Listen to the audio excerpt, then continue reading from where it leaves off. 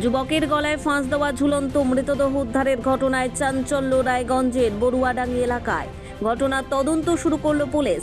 শনিবার দেহ ময়না তদন্তের জন্য রায়গঞ্জ মেডিকেলের মর্গে পাঠালো তারা।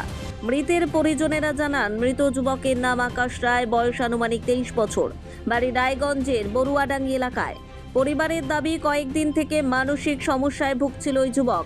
এদিন সকালে আচমকাই ফাঁকা বাড়িতে গলায় ফাঁস দিয়ে আত্মঘাতী হয় সে। পরিবারের ধারণা, সম্ভবত মানসিক সমস্যার জন্যই এমন কাজ করেছে যুবক।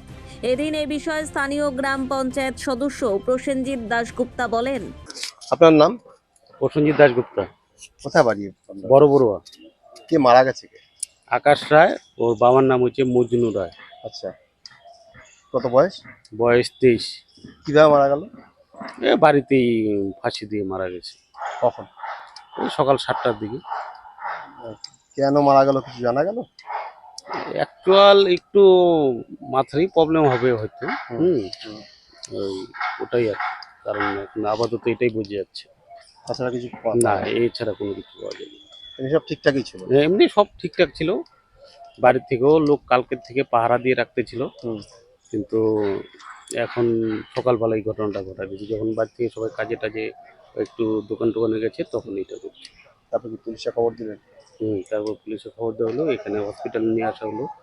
বডি ময়না তদন্ত হবে? হ্যাঁ, এখন ওই যে পোস্টমর্টম করা হচ্ছে। আপনি কখন থাকবেন? গ্রাম পঞ্চায়েত সদস্য? হ্যাঁ, আমি গ্রাম পঞ্চায়েত সদস্য। রায়গঞ্জ থেকে বিথিকা পালের রিপোর্ট, কুলিক নিউজ।